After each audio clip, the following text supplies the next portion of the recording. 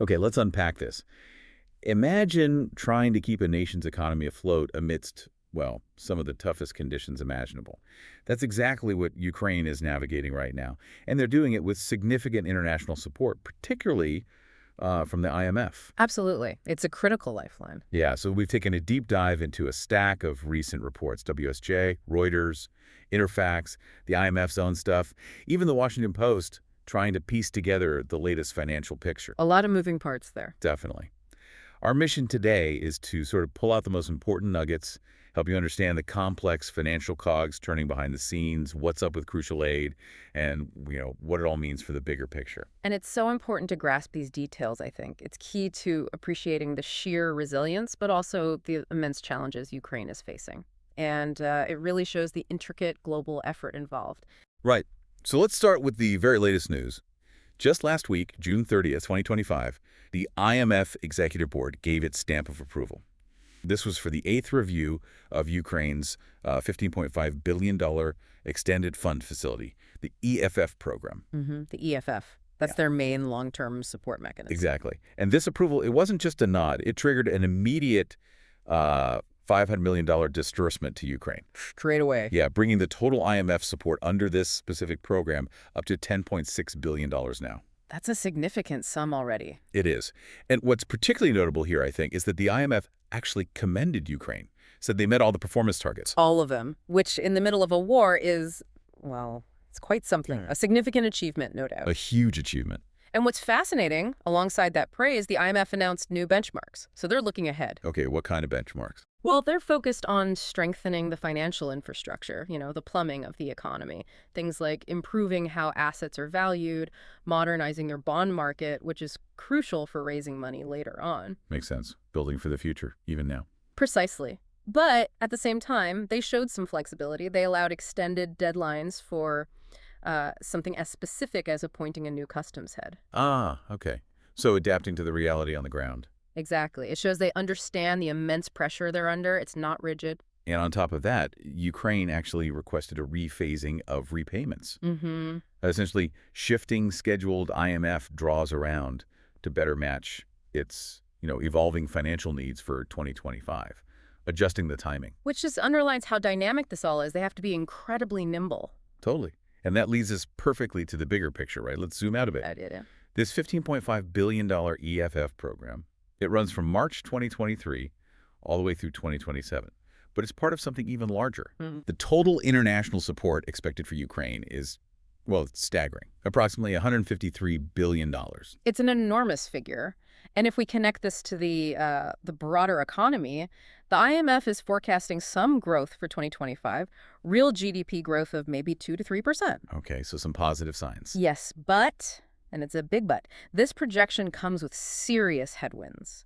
Things like reduced gas output, lower crop exports because of the war, and just the general instability and destruction the conflict brings. Right, the constant strain. And the sources are really clear on this. Ukraine is deep into implementing reforms, fiscal, governance, revenue, debt restructuring, really important stuff. Crucial reforms. But that war-related instability, it just remains the critical risk hanging over everything. Which raises that fundamental question, doesn't it? How do you possibly balance the need for these deep, long-term structural economic reforms with the immediate, unpredictable pressures of a wartime economy? It feels almost impossible, like you said, trying to rebuild while the storm is still raging. Yeah, exactly. And looking at how the money has actually flowed over time, it really drives home the sustained nature of this support. It's not just talk. No. Let's quickly trace that.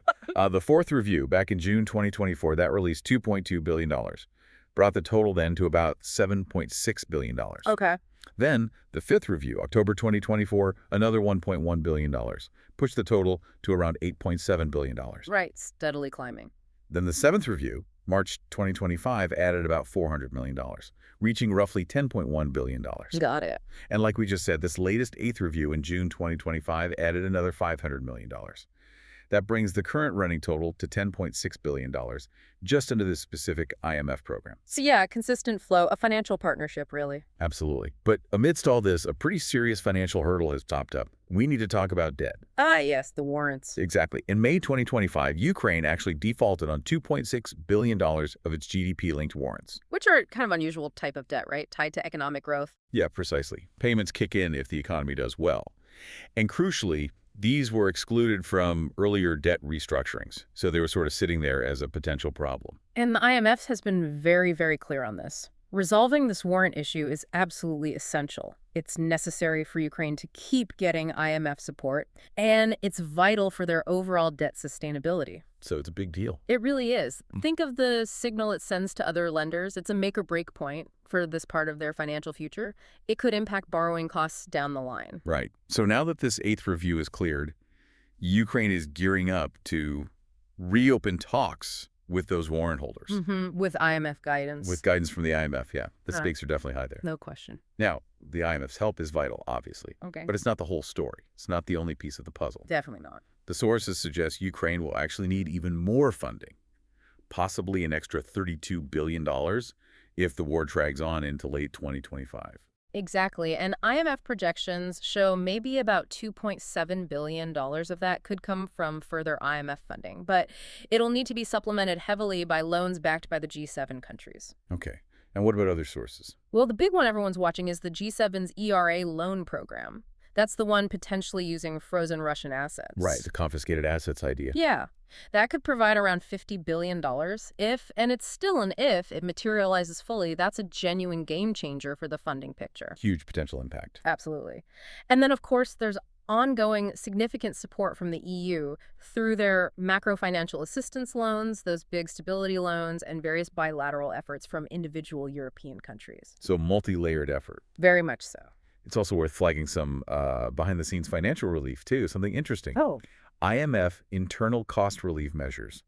They kicked in around October 2024. They've actually cut Ukraine's interest costs on IMF loans by about 38 to 39%. Wow, that's quite a discount. It really is. It translates to an estimated saving of $130 million just in 2025, and potentially up to $700 million over 5 years. So that's real money freed up. $130 million, I mean, that could cover essential services, repairs. Exactly. Direct cash in their pocket, essentially easing the immediate budget pressure. Very useful. So, okay, let's try and pull this all together. What does this complex web mean for you trying to understand Ukraine's financial situation? Yeah, the key takeaways. First, that recent $500 billion disbursement. It's a major, immediate financial boost. Crucial for the wartime budget, especially with all the pressure on currency, exports, infrastructure. Vital breathing room. Second, those ongoing reforms, public finances, governance, debt.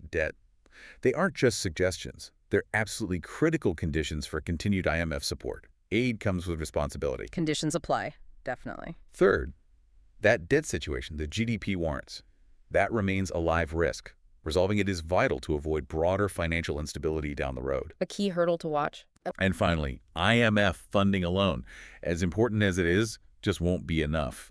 Support from the G7, the EU, other donors, that's critical, especially with these large financial needs projected through 2027. Yeah, if you connect it all, what we're seeing is this incredibly complex, carefully managed, but still really challenging global effort to keep Ukraine financially afloat. There really is. It's a testament, I think, both to Ukraine's own reform efforts under fire and the continued commitment of international partners. But it also shows just how fragile the whole thing is. So what happens right now? What are the next immediate steps? Well, the immediate focus is restarting those debt negotiations with the warrant holders. Now that the IMF review is done, that's top priority. Okay, get that sorted. Then there's planning for the 9th tranche, the next slice of IMF money, and the ones after that. They'll follow that revised schedule we talked about running through 2025 to 2027. Right, keeping the pipeline open. And underpinning all of that, you've got these expanded fundraising efforts from the big partners, G7 EU. Their money is becoming even more critical as the IMF puts more emphasis on that long-term structural and fiscal strength. It's this intricate web, isn't it? Aid, reform, ongoing challenges. It paints such a vivid picture of a nation fighting on, well, multiple fronts. It truly does. Makes you wonder, doesn't it? Yeah. As you're taking all this in, here's maybe a thought to chew on. Beyond just the immediate financial lifelines, how might these ongoing aid programs, especially the ones tied to governance and structural reforms, how might they actually be laying the groundwork, maybe even unintentionally, for Ukraine's long-term economic recovery and integration, into the global economy, even while the conflict is still going on? That's a fascinating question. The long-term implications of decisions made under duress today. Exactly. Well, we hope this deep dive has given you a clearer understanding of the situation and perhaps sparked even more curiosity.